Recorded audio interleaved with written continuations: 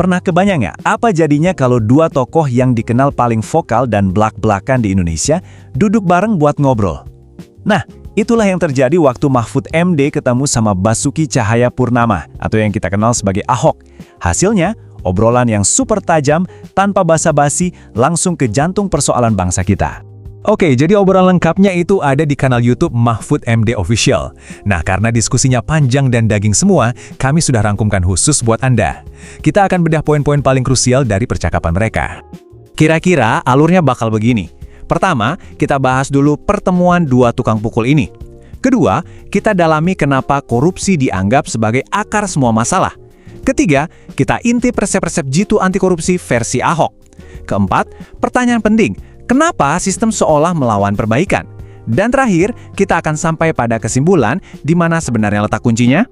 Yuk kita mulai. Jadi, baik Pak Mahfud maupun Ahok, ini kan sama-sama punya reputasi sebagai tukang pukul di pemerintahan. Maksudnya apa sih? Yaitu, mereka dikenal sebagai orang yang berani, lurus, dan gak takut buat mendobrak aturan main lama. Gak peduli siapa yang bakal kesenggol. Dan inilah kesepakatan pertama mereka, diagnosa yang paling fundamental. Ahok bilang dengan sangat tegas kalau mau disimpulkan dalam satu kata, akar dari semua masalah di Republik ini adalah korupsi, bukan yang lain.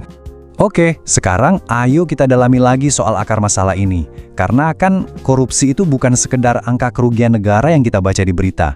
Di balik angka-angka triliunan itu, ada dampak kemanusiaan yang nyata, yang seringkali kita lupakan. Nah, kontrasnya itu kelihatan jelas banget di sini. Di satu sisi, Pak Mahfud cerita pengalaman pribadinya melihat seorang bapak tua penjual koran menangis karena nggak bisa makan hari itu. Menyentuh banget kan? Nah, di sisi lain, ada realitas sistemik di mana triliunan rupiah hilang di korupsi, sementara jutaan orang seperti bapak tadi harus berjuang setengah mati hanya untuk bertahan hidup. Angka ini jujur bikin kaget. Menurut standar Bank Dunia yang dikutip dalam diskusi mereka, ada 72 juta orang Indonesia yang hidup dalam kemiskinan. 72 juta! Sebuah kenyataan yang menurut Mahfud dan Ahok sama sekali nggak bisa diterima buat negara yang katanya kaya raya ini. Nah, setelah masalahnya jelas, diskusinya beralih ke solusi. Dan di bagian inilah Ahok menawarkan resep-resep yang kedengarannya sederhana banget, tapi sekaligus radikal. Semua idenya itu berdasarkan akal sehat dan logika bisnis yang praktis. Salah satu idenya yang paling keren itu soal pendapatan tambang. Gini gampangnya, lupakan bagi hasil keuntungan yang datanya bisa dimanipulasi. Langsung aja, setiap material yang diangkat dari tanah, 10%-nya jadi hak koperasi desa. Simple kan? Efeknya apa? Warga desa jadi punya kepentingan langsung buat ngawasin. Mereka jadi satpamnya biar kekayaan alam mereka nggak dicuri. Dan idenya nggak berhenti di situ. Dia juga usul, BUMD itu harusnya dipakai buat mengontrol harga pangan, biar nggak ada mafia. Bantuan sosial, jangan lagi pakai tunai, tapi pakai voucher digital, biar nggak ada yang motong. Soal Freeport, ngapain ngutang buat beli saham? Mending langsung aja minta bagian dari hasil tambangnya. Semuanya ini intinya satu, potong jalur korupsinya. Oke, ini dia pertanyaan intinya. Kalau solusi-solusinya ternyata sesederhana dan selogis itu, kenapa kok susah banget buat diterapkan? Apa sih yang bikin sistem kita ini seolah-olah malah melawan balik setiap kali ada upaya perbaikan? Pak Mahfud punya satu teori yang kuat banget, namanya saling sandra. Maksudnya gimana? Bayangin aja ini kayak jaring laba-laba. Para pejabat itu saling terikat karena kompromi politik atau dosa masa lalu. Jadi pas mau ambil tindakan tegas yang bersih, mereka jadi lumpuh. Takut kalau rahasianya dibongkar sama pihak lain. Saling kunci, gitu. Kalau Ahok, pandangannya lebih tajam lagi. Menurut dia, ini bukan cuma soal saling sandera, tapi ada kesengajaan. Ada arogansi dari sebagian penguasa yang berpikir, biarkan saja rakyat miskin dan bodoh. Kenapa?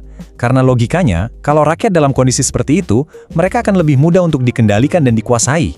Ngeri ya. Dan semua perdebatan ini akhirnya membawa kita ke puncak dari analisis mereka. Setelah bahas masalah, solusi, dan hambatannya, ternyata ada satu hal, satu titik di mana Mahfud dan Ahok 100% sepakat. Ya, setelah perdebatan yang panjang dan mendalam, muaranya cuma satu. Mereka berdua sampai pada kesimpulan yang sama persis tentang di mana sebenarnya letak kekuasaan dan tanggung jawab terbesar untuk memulai perubahan fundamental ini. Dan inilah dia kesimpulannya yang disampaikan dengan sangat lugas oleh Pak Mahfud. Kunci utamanya memang ada pada presiden. Kalau presiden benar-benar mau dengan semua kekuasaan yang dimilikinya, apapun bisa dilakukan. Semua solusi tadi bisa dieksekusi. Jadi, obrolan mereka ini meninggalkan kita dengan sebuah pertanyaan yang sangat mendasar dan menggantung. Kalau memang benar kunci untuk membuka pintu menuju negara yang bersih itu ada di tangan presiden, kenapa rasanya gemboknya nggak kebuka-buka juga ya?